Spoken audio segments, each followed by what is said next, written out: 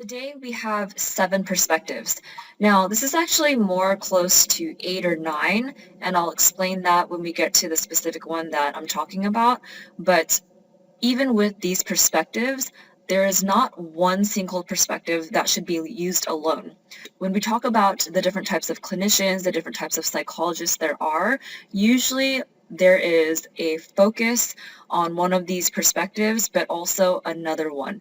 It's better to have more than one perspective when looking at human behavior or animal behavior and mental processes because it helps us give more of a complete, even gestalt-like explanation for why it is that person or animal behaved that way or thought that way. Let's move on to the first one. The psychodynamic perspective, this looks very similar to something that we talked about in the influential approaches, right? So psychodynamic looks a lot like the word psychoanalytic or psychoanalysis. And that is meant to be on purpose because psychodynamic approach says, hey, Sigmund Freud, you were right in terms of our shared beliefs in unconscious and early development, right? So the unconscious mind and early development. However, this is a more modern version because the time and place that Sigmund Freud lived in doesn't really make sense. That society doesn't make sense for our more modern day societies where it is a little bit more acceptable to talk about sex, something that is part of human behavior and mental processes, right? So there is less emphasis on sex. However, there's still credit given to Sigmund Freud for his ways of bringing in unconscious motivations. Not the unconscious motivations that have to do with sexual motivation, but also more development on the person's sense of self and discoveries of other types of motivations of behavior.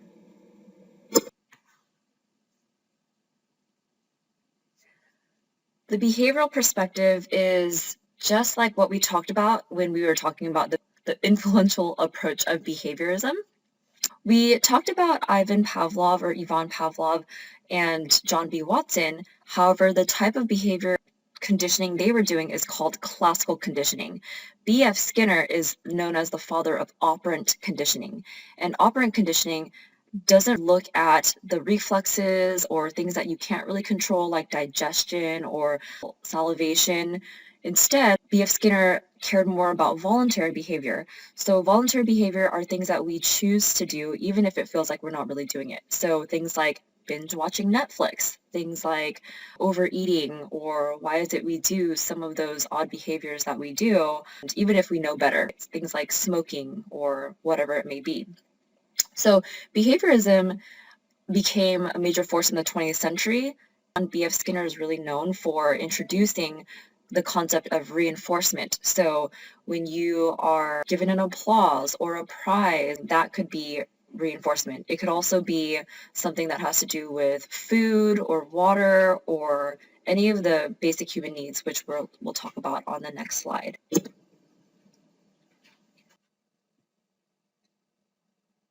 The humanistic perspective is one that is very opposite of the behaviorist perspective. So the humanistic perspective is not so much based on the same types of objective measuring that behaviorists look at. So this is the idea that, remember, in the times of John Locke, you saw that people believed in predeterminism. Predeterminism views look like everything that happens to you was already pre-planned. Where you're going in life, it's already pre-planned. So it doesn't really matter what you do, the choices that you make, it's going to lead you there anyways.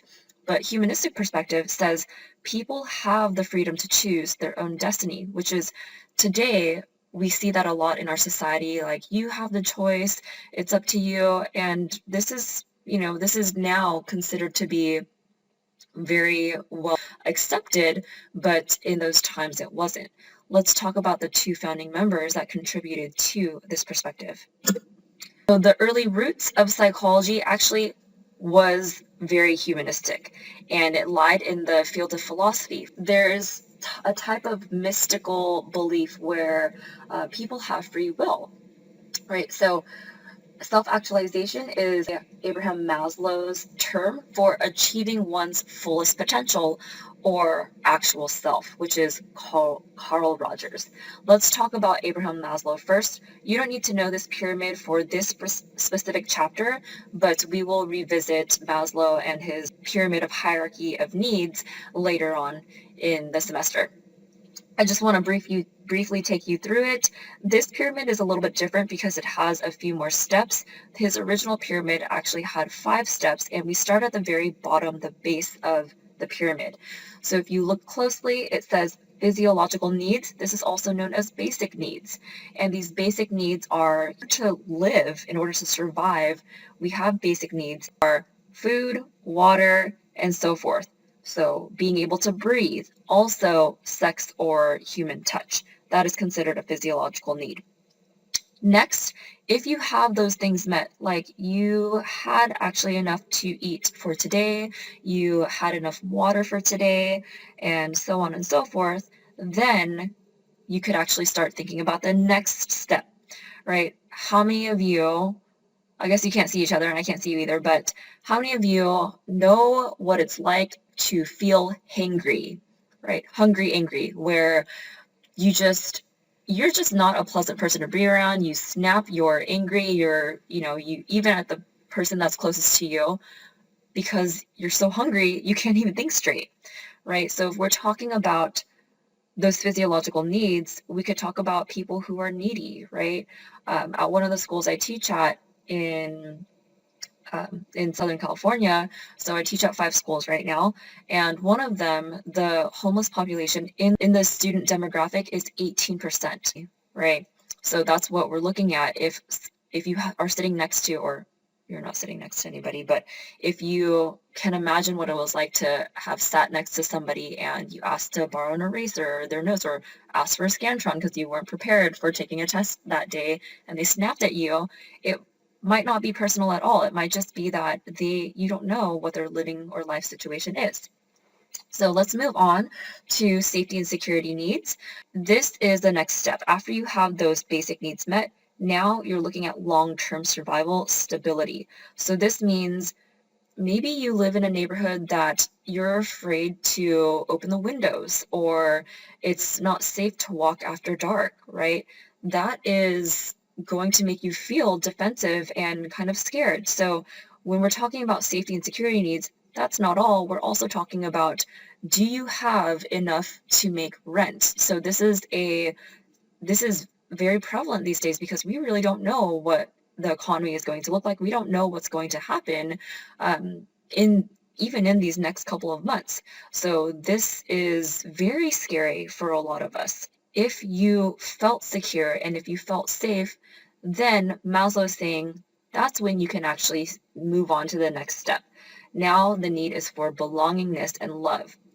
I bet a lot of us are feeling this right now, not being able to, even if you're introverted, I'm pretty introverted, you wouldn't be able to tell this in class because I'm better in class. I'm a little bit more extroverted in class, but I really like to be alone. And it's partially like the way that I was raised. I was like grounded my whole life. But even so, I still miss being around my family members and friends. So most of my family lives in Northern California, and I'm the only one down here. So that is part of that belongingness, friendship, affiliation. So join some of those clubs, right? Join some of those online meets. There's still a ton of clubs that our school provides that is still, heavily involved with whatever it is that you're involved in, whatever that club is about.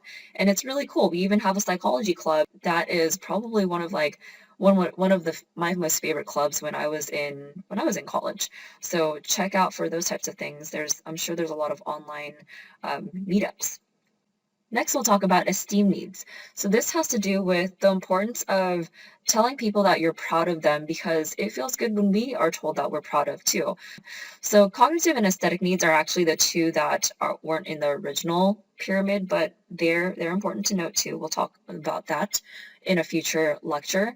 But the top is really what everyone is aiming for. Maslow, he said that I should tell you a little bit about Maslow's history first. So Maslow was a person who grew up in a neighborhood and family that very wasn't very safe.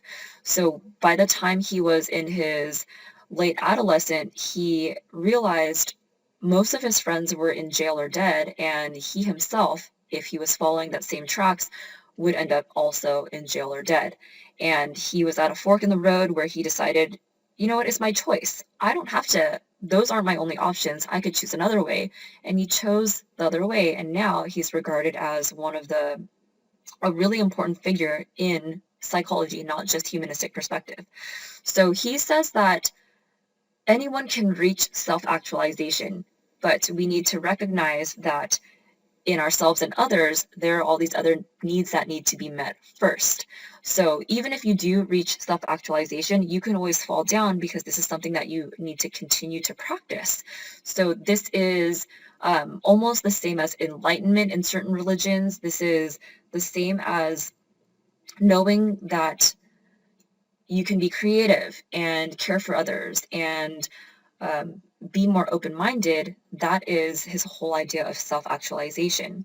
So the important thing is that it can be attainable by anyone. And even if you drop down to the lowest, you can still build your way up. I've been asked in class before, what about certain, um, monks or priests or religious figures who put themselves in a position where they are beggars or don't have enough food? A lot of that is by choice. They are putting themselves in those basic needs in order to really fill out a majority of the world who doesn't actually have those physiological or safety and security needs met. Let's talk a little bit about Carl Rogers next. Just kidding. So we'll talk about Rogers in another class, but let's move on to the cognitive perspective.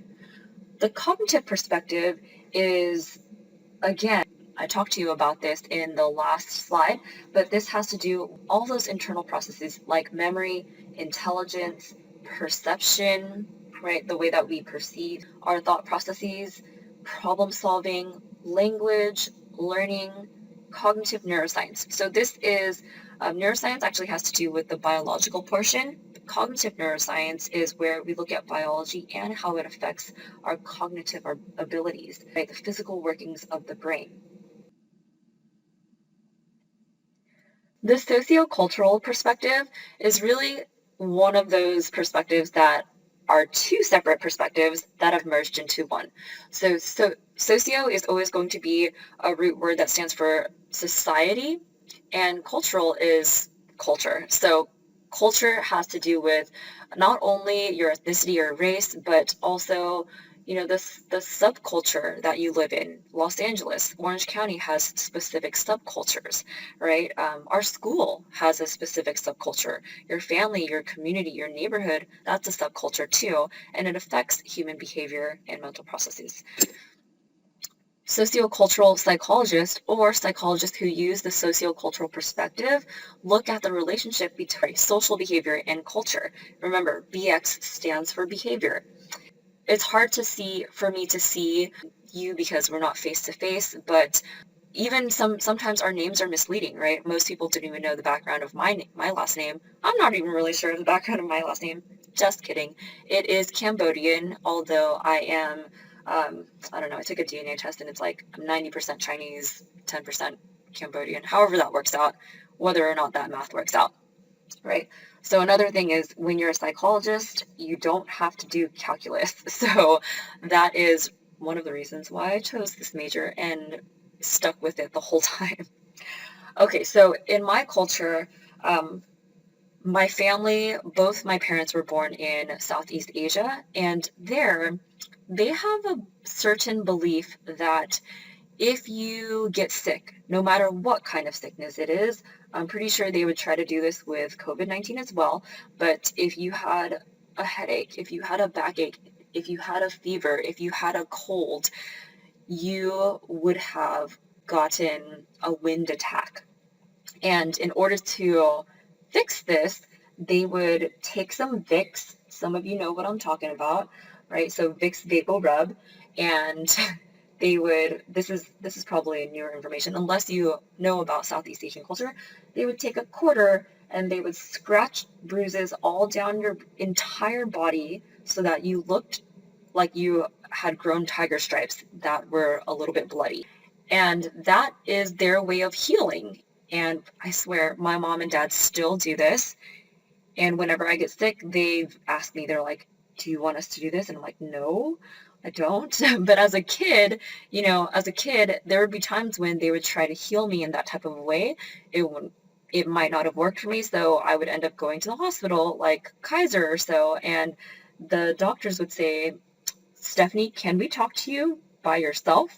And, they would say things like, do your parents hurt you when you're at home? And I'm like, I told them not to. I told them it hurts, and I was already feeling sick, and they decided to keep scratching at me, right? So that is alert, right? However, clinicians now should be trained, not all of them are, but they should be trained in these cultural aspects of healing, because we don't want to say that one culture is more correct. We want to integrate that in order to work with families of our patients or clients.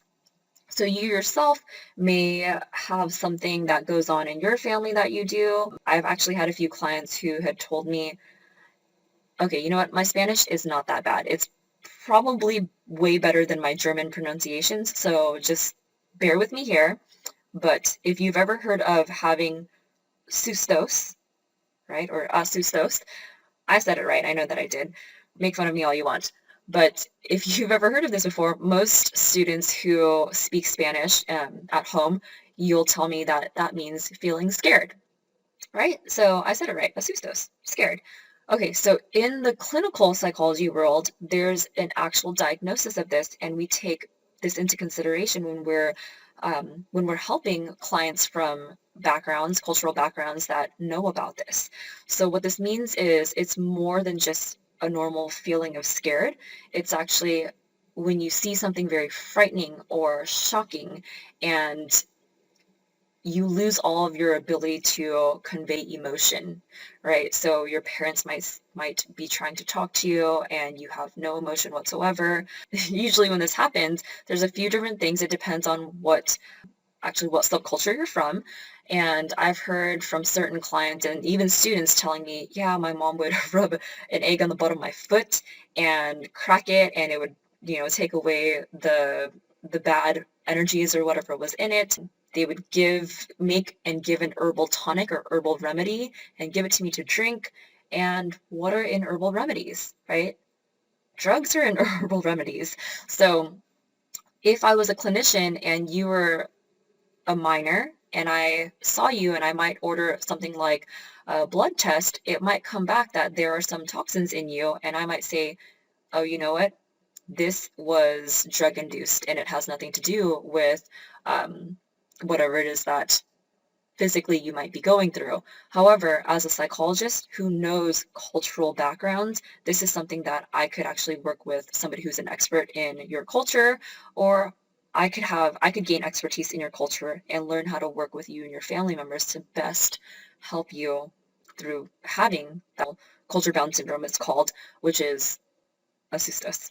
I hope I said it correct. Anyways, let's move on to the next.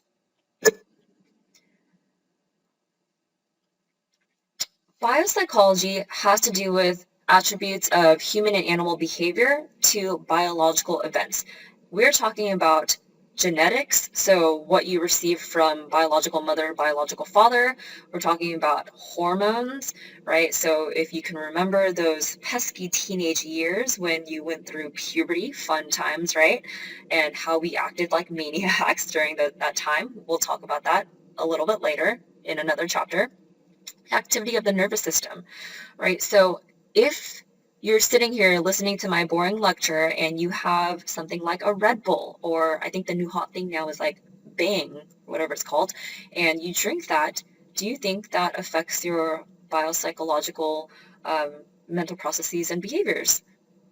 Yes, it does, right? Even drinking that Starbucks or coffee, whatever it is that you have, caffeine, taurine, guarine, any of those different types of supplements, that actually creates a change in your chemical activity. And yes, that's going to attribute to different types of behaviors and mental processes, right? How many of you have a dependency on caffeine? And if you don't have your 2 cups of coffee, don't even talk to me, right? Don't even talk to you because you are not yourself and it's very difficult to function, right? How many of you have ever had way too much caffeine and you're sitting and you're shaking and you're like, I need to go, I need to go, I need to go, do whatever you need to do. I mean, that changes your behaviors as well as your mental processes, right? So that's only part of the biopsychological approach. We're looking at a lot of different things that are happening in your body in the next chapter.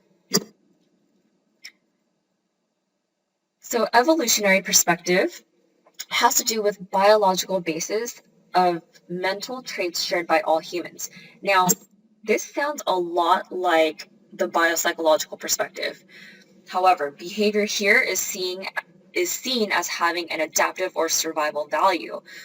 Really what we're looking at is not just what your biological mom and biological dad gave you, but our shared great great great great great great great great great grandparents, how they lived and how that affected their genes in order to have this adaptive survival for for us today, right? So the reason why do we sleep at night? Questions like that can be answered by evolutionary perspective. Now, if you have a certain religious belief, there are some religions that have debates about this, and it's okay to believe in whatever you want to believe in. I'm just telling you all of the different perspectives that there are so that you can make your own decisions. Let's now talk about the different types of psychological professions that you can have. So I don't want you to enjoy this class so much you decide to change your major, right? If you're not a psych major already. I've had students tell me that before you know this information. So I wish somebody had told me, but you can't really get a job in psychology with just a bachelor's degree. So after getting your AA or getting your BA or BS, you actually still need to go for more schooling if you want to do a job in the field of psychology. This is really important to note because I may have an assignment for you later. It might be one of your papers to do a paper on the different types of professional avenues you can take if you wanted to go this route. So there are different types of professionals, but we'll talk about the main three. First is psychologist, second is psychiatrist, and the third is psychiatric social worker. If you're familiar with this person, what category do you think he falls under? Dr. Phil. I think he's still pretty relevant, right? So if you said psychiatrist, that is incorrect. Dr. Phil is a psychologist. We'll talk about the degrees on the next slide. So a psychologist is a professional in the field of psychology with an academic degree and specialized training in one or more areas of psychology. We may specialize in clinical, counseling, developmental, social, personality, amongst others. There's a lot of different ones. I think I mentioned industrial organizational in a previous slide. So my specialties are actually clinical as well as social psych. A very specialized part of social psychology has to do with consumerism and behavior, and we will talk about that in another chapter as well. And there are two different things that you could do as a psychologist. You can do basic research or applied research. You can do it together, but most people usually like one or the other because basic research has to do with gathering information by giving out surveys, doing data analysis, usually using computer software, and then publishing those results. Applied research, on the other hand, it's getting those results from the people who do basic research and using it in your practice or in your school or in your company or whatever line of work that you are doing. right? So psychologists can have, they can have master's degrees, they can have doctoral degrees, so a PsyD or a PhD. There are some psychologists that can have an educational doctorate, and usually though you're going to want to go for a PsyD or a PhD, which is a doctorate in philosophy in psychology. Next, you have a psychiatrist. So psychiatrist is a medical doctor. So Sigmund Freud was a medical doctor.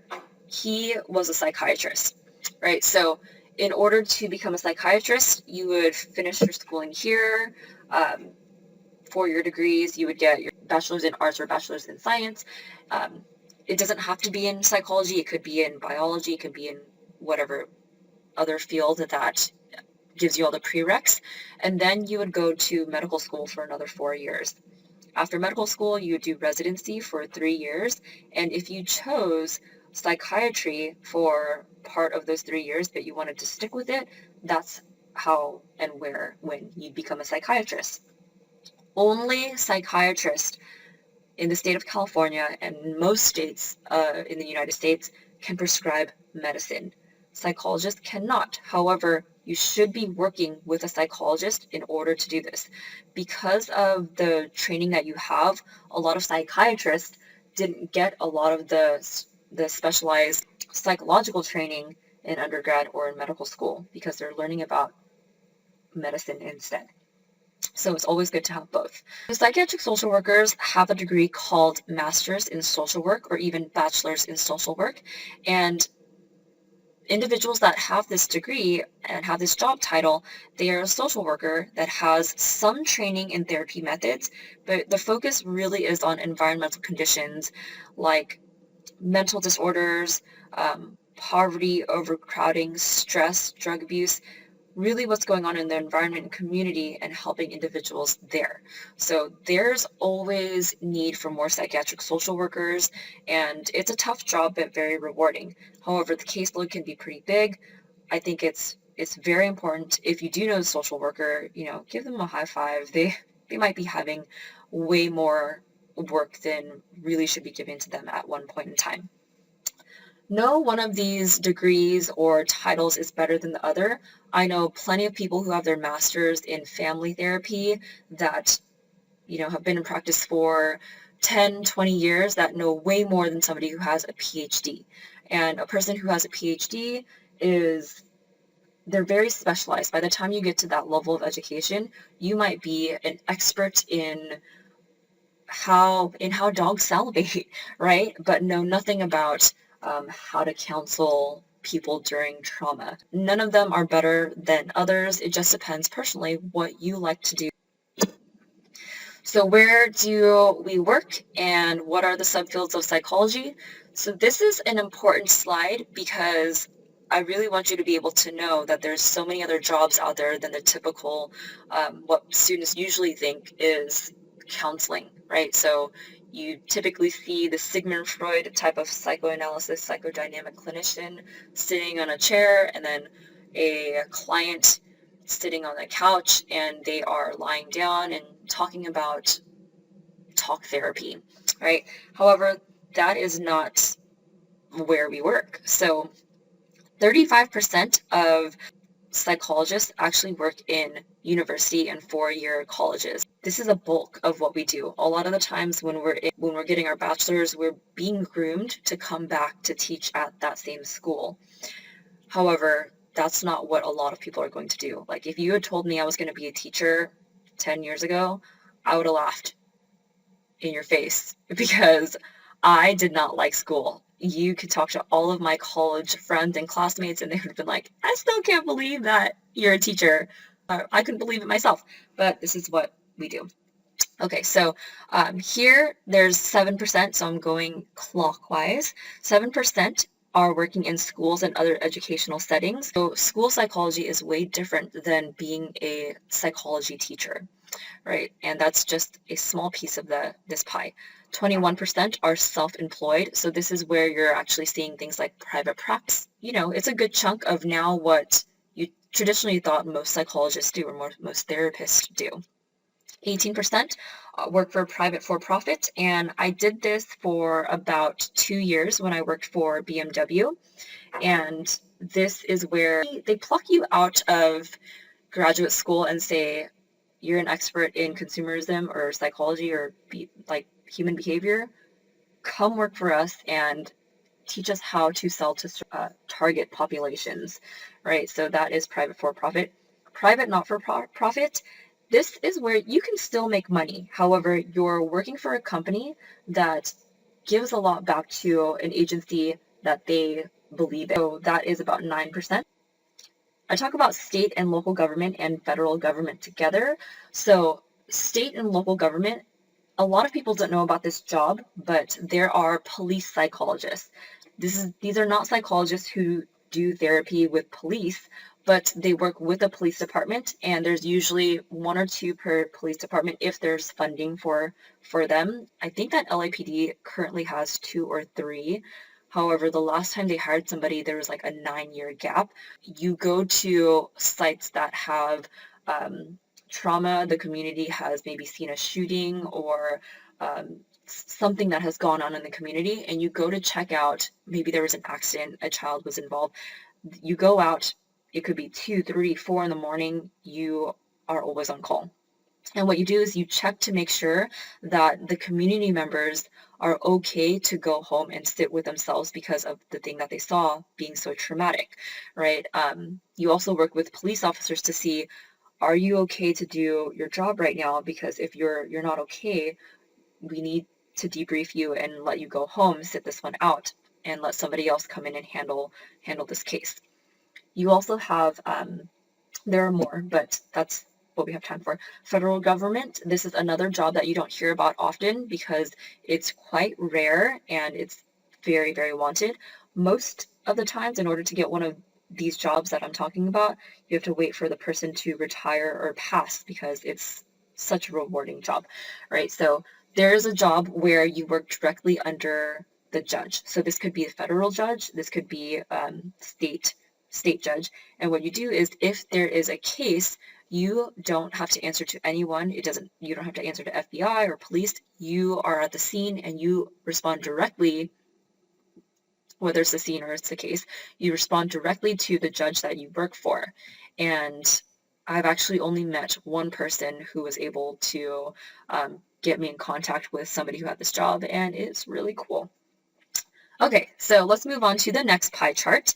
This next pie chart are the subfields of psychology that people practice in, right? So a good chunk is in clinical. So clinical has to do with helping, diagnosing, and finding treatments for people that have any of the disorders in the DSM-5, which is mental disorders, right? Mental health related disorders. Next, again, going clockwise, you have 6% are cognitive psychologists. These are the people known as neuropsychologists, and these are like there are many superstars in the field where if you're reading about happiness and motivation, thinking, remembering, memory psychologists, this is the cognitive slice, right? That is the field where you have to do calculus. So I said no. Plus, I'm more interested in human behavior because I was a behaviorist. Here, the next slice is counseling. So 13% are go into counseling, and our school has really great counselors who took this track. And if you wanted to talk to somebody about how you're feeling, what's going on, maybe things that everyone is going through a large change right now, it doesn't even have to be that you went through something super, super traumatic. This is all small things that can add up. So it's also free because you pay tuition. So go ahead and utilize that, right? Um, those are counseling psychologists. Next, you have experimental and other research areas. We're actually going to talk more about that in the second half of this chapter, so stay tuned. 4% work in schools, and this actually has to do with K through 12 or private schools. If you don't know or didn't know or didn't even hear of your school psychologist when you were in school, as I never knew we had a school psychologist when I was in high school, it's likely because the district doesn't have funds for one school psychologist in that school. Likely, I have friends who are school psychologists for the entire district, and that district might have 2 high schools and 10 10 elementary schools and 3 middle schools, something like that, right? And they're not at one school at a time. They're called out when a teacher or somebody says it's necessary. Speaking of which, teachers can never diagnose.